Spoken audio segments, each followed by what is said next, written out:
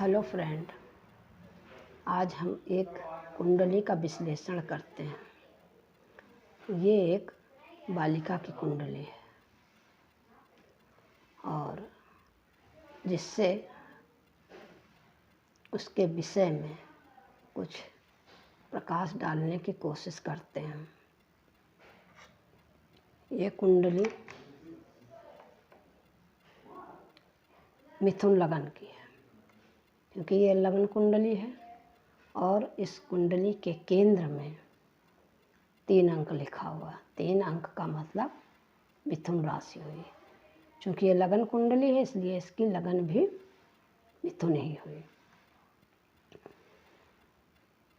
तो मिथुन लगन होने के कारण जातिका का संपूर्ण जीवन मिथुन राशि के अनुसार ही होगा, जिसके स्वामी बुध हैं। बुध के अनुसार ही उसका जीवन संचालन होगा, उसकी पर्सनालिटी होगी और उसका स्वभाव होगा। बुध सौम्य ग्रह हैं और ये कविताओं में रुचि रखते हैं, स्पष्ट वाणी होगी और काल्पनिक स्वभाव होगा। ये इसकी शारीरिक विशेषता हुई। अब हम इसके द्वितीय भाव पे आते हैं। द्वितीय भाव जातक के धन और कुटुंब का होता है और जहाँ पे कर्क राशि बैठी हुई है। कर्क राशि 4 अंक है, ये कर्क राशि का होता है। कर्क राशि बैठी हुई है, वो इसके साथ में शुक्र है। तो कर्क शुक्र अपने मित्र के घर में बैठे हैं, इसलिए जातक का जो परिवार होगा, कुटुंब होगा, बड़ा होगा और धन जातक के पास स्थायी होगा। अब हम जातक के तृतीय भाव पे आते हैं, जो जातक के पराक्रम भाव, भाई बहनों का भाव कहा जाता है। पराक्रम मतलब स्फूर्ति, उत्साह जातक के अंदर होगा। चूँकि इसमें सिंह राशि बैठी है और साथ में इसके स्वामी सूर्य भी बैठे हैं, इसलिए जातक का जो भाई होंगे बहुत ही प्रतापी होंगे और जातक को भाइयों का सुख मिलेगा। क्योंकि इसी में चंद्रमा बैठा हुआ मगर अस्त है, इसलिए जातक को चंद्रमा से संबंधित प्रभाव नहीं मिलेगा।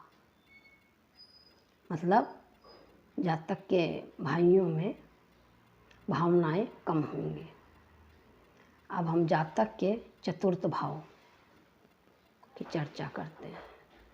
चतुर्थ भाव में कन्या राशि बैठी हुई है और ये चतुर्थ भाव जातक के माता का और पैतृक संपत्ति, भूमि, मकान, वाहन का सुख देखा जाता है।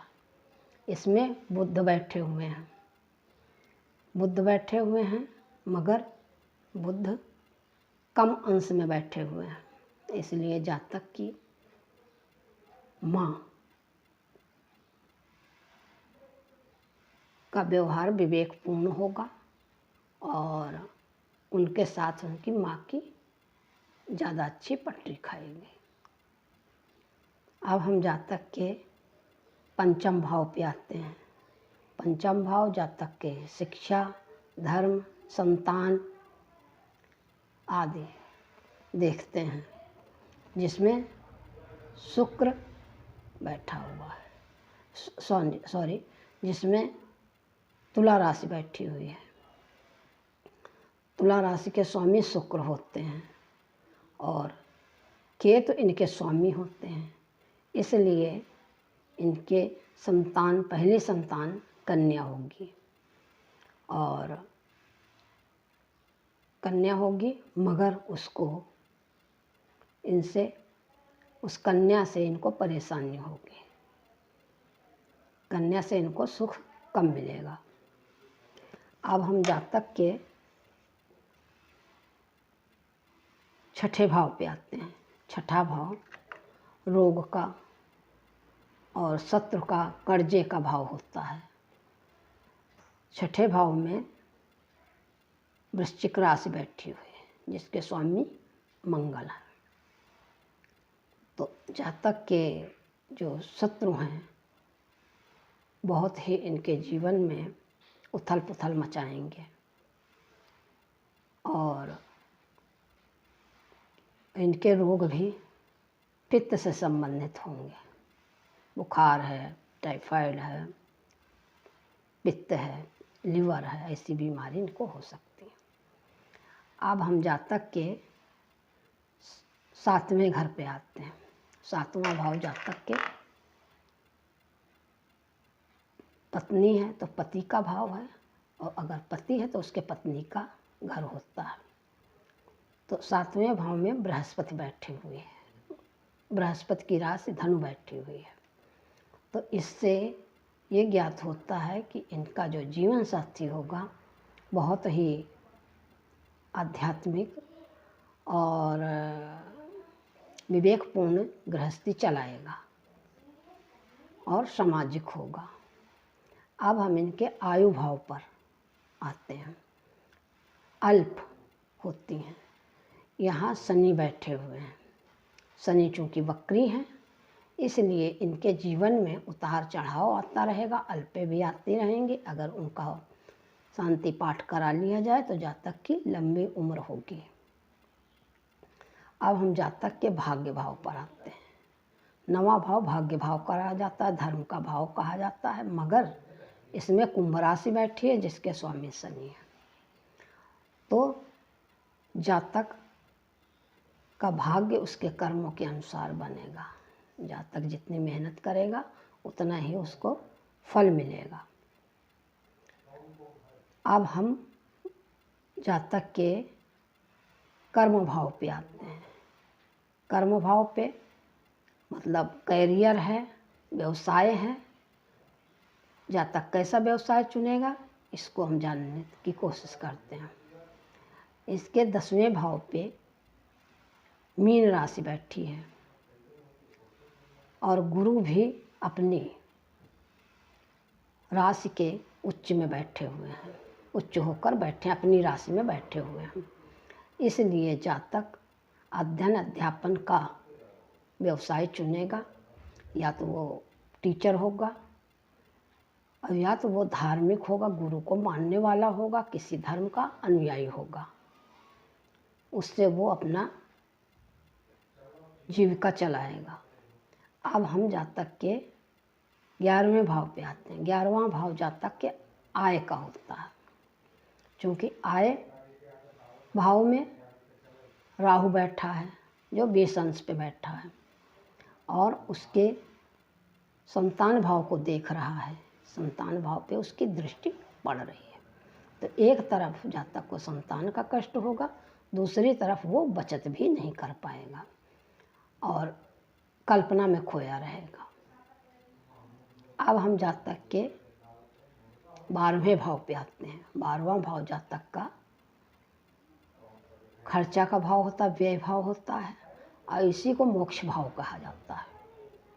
तो इस भाव में आने के इस भाव में वृष राशि बैठी हुई है। वृष राशि के स्वामी शुक्र होते हैं। तो जातक खर्चा तो करेगा ही मगर कुछ कंजूस होगा। मगर यही मंगल बैठा हुआ है। जातक के 12वें भाव में मंगल बैठा है। इसका मतलब जातक मंगली है। मंगल की दृष्टि उसके 7वें भाव शत्रु भाव पे पड़ रही है। इसलिए इस जातक के शत्रु हैं जीवन में उथल पुथल मचाएंगे और अग्नि जनित कार्य करेंगे। और इस कुंडली के अध्ययन में एक बात पता चली है कि ये कुंडली में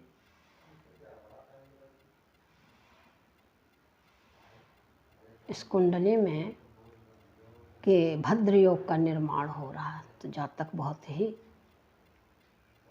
सभ्य और अपने कुल का नाम रोशन करने वाला होगा, अर्थात शादी के बाद उसके ससुराल पक्ष की पैतृक संपत्ति में बहुत ज़्यादा वृद्धि होगी।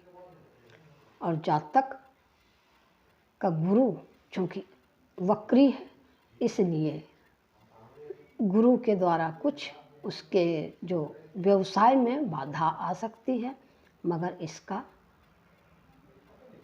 समाधान हो सकता है। इसका समाधान जप द्वारा, दान द्वारा इसका गुरु अच्छा हो जाएगा। आज बस इतना ही। अब आज बस इतना ही। नमस्कार।